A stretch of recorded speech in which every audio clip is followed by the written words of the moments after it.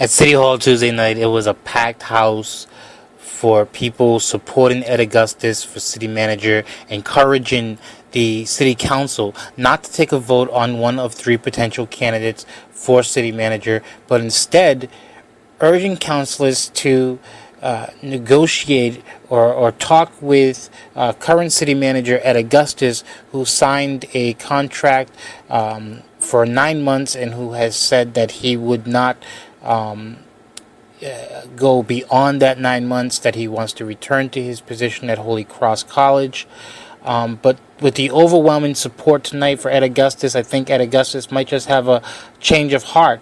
One of those individuals we heard from tonight at the City Council chambers was former Worcester City Councilor, District 4, Barbara Holler, former at-large City Councilor, Juan Gomez, and we heard from folks like Chris Robarge and Ron Madnick and City Councilor Connie Lukes. It was a chamber of mixed emotions tonight, but at the end of the night, it was decided that the City Council would talk to the current city manager Ed Agustus and talk to him about extending his contract and staying on as the city manager of Worcester. So, former City Councilor Barbara Holler, you know the process that the City Council is going through right now. You've been through it before, I believe in the past, when we were selected another city manager. Tonight you spoke in favor of Ed Agustus. Why do you support Ed Agustus for city manager? And can you explain a little bit of the process to people that don't understand the process? Sure. Well, the City Council has very few responsibilities, but one of them, and perhaps the highest one, is to select the city manager to run our city. The City Council doesn't run the city. City manager runs the city. The city council hires that city manager. And if we don't like what the city manager does, he gets fired by the City Council. So the City Council has the responsibility for finding, hiring, evaluating the city manager. They also set the tax rate, and they also try to set policy. They help set policy for the city manager as far as what his priorities and agenda should be. It's not a public process. This is an elected government. You elect your representatives, your councilors, to make these decisions for you. And then if you, as the public doesn't like what they do, then they don't elect them in, every 2 years. Yeah. So that's how the process works. And once the councilors are given that responsibility to find a city manager, when Mike O'Brien announced, I think he gave like a 6-week notice that he was going to step down, the City Council had to figure out how we were going to bring leadership to the city when Mike O'Brien left. And we quickly needed to find a city manager that would step in. And I can tell you that Ed Agustus' name comes up for every chairmanship. Every group that's looking for a leader, Ed Agustus' name is on that list because he's charming, he's polite, he's respectful, he's knowledgeable, he knows Worcester, he knows the players, and I think probably most important for me is he's nonpartisan. He did work for Jim McGovern, he was very much involved with the Democratic Party, and he did his job when it was his job. But in his heart of hearts, he's a nonpartisan person. He's a person who looks at both sides of the stories for the third or the fourth or the fifth or the sixth side of the story, and then comes to a conclusion about what he thinks is the best, given the responsibility that he has. And I'm saying when he has responsibility of running the city, which he's had for the past, 9 months, he's demonstrated his ability to do that and to get people to the table and get people to yes, which is the important part about progress, is getting people to agree, even though there might be pieces you don't agree with, or people you don't like at the table. It's like putting all that stuff aside and figuring out where can we get to, where can we go together, and let's go there. And he's repeatedly done that before he became city manager and while he was city manager. So why wouldn't we want him to be our city manager? So the City Council tonight has 3 candidates before them to vote on, 3 well-qualified candidates. What do you think about them and Ed Agustus' ability to lead over them? Oh, I think he's head and shoulders over them. I mean, there's 2 of the gentlemen that I don't know. David Moore I worked with on City Council, and he's completely talented and a great person, and could probably do a very good job as city manager. And a lot of people are saying with David Moore, I mean, if he becomes city manager tonight, or if he's voted in tonight, that we lose a great city attorney. Do you agree with that?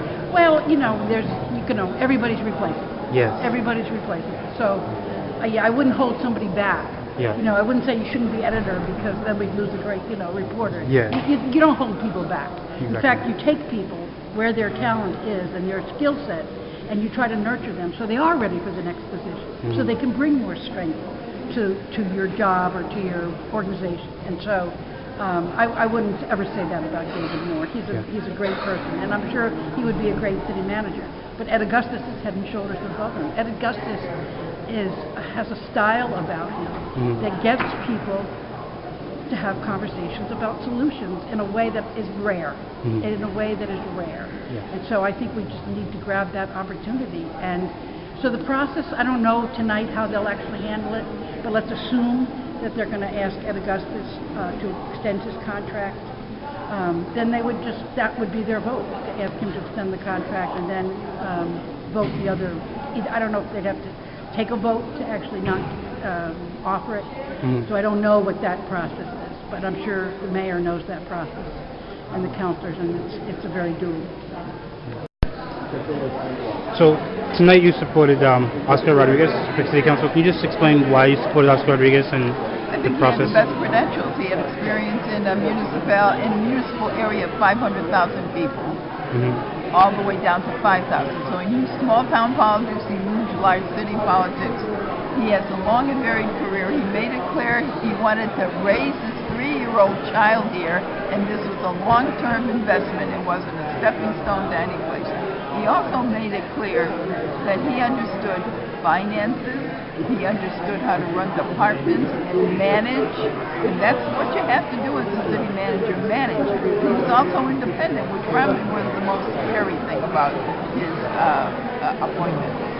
And he represented a new face, new eyes on the city. The city has changed.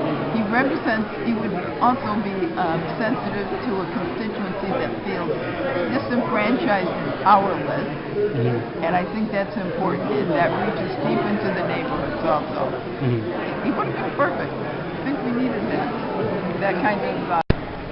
Ms. Finn, you're the president of the Ethiopian Dream Center here in Worcester. You've been active in a lot of the political events, city council meetings. You're here a lot, attending the different meetings. What do you think, or what do you have to say about the city manager process that's happened so far and what happened tonight? Well, in the city we lack leadership. That's the only thing. They can't make decisions. One time they say they're going to hire a city manager. They do all the process. The next thing we know is down the drain. But I like Ed Agustus. He's a good guy. He's genuine. He's a humble man. I like him. But today it's not about him. It's about the leadership, lack of leadership we have at the city council. That's what concerns me about this city. With issues like economic development and downtown city square projects, neighborhood development projects, do you think Ed Agustus is that type of leader who can lead us in the next direction? If he accepts the position to continue to be a city manager, I think it's my hope that he will do better. Nicole, you spoke tonight before the City Council about the city manager process and how you thought the process went.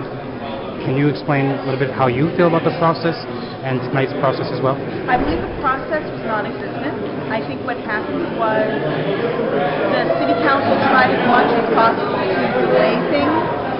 They hired a search firm that did a really crummy job of finding candidates. Finding any women candidates people who weren't white, and I think at that point they didn't have a good proper candidate, so that then they could say that they couldn't find anyone good and we all knew that this was going to happen once a month, and this is exactly what happened. Chris Robards, you've been involved with city politics and other issues involving city government, stuff like that. What do you think about the city manager search and tonight's process and the direction the city council has moved to go? Yeah, I mean, the short answer is I think that the process has been completely crazy, and they've managed to make me feel very uncomfortable about choosing Ed Agustus as a city manager, which I thought would be impossible to do because I think Ed's a great guy. Managed to make it happen, so that's impressive on their part. But I mean, from the beginning, they were so rushed to get it in the door that he felt like he had to make this promise that he wasn't going to run for the permanent job. There were so many ways that they could have. If this is the end result that they wanted, there were so many ways I think that they could have accomplished it and had it respectable. And the fact that they didn't, know how to do that or didn't care to do that, I think speaks volumes about the process. And the selection of the candidates, candidates sat through interviews last week. They did the whole process of applying for the position. Councilor Lukes made a statement where she's apologetic and ashamed of the process and apologized to those candidates that applied. How do you feel? Yeah, no, I feel like I hope we never have to go out and look for a city manager again because I don't know who would apply for the job after seeing what happened this time around. It's a legit concern. Those are people that really, put their time and probably their money and effort on the line to really put together their best foot forward as a candidate.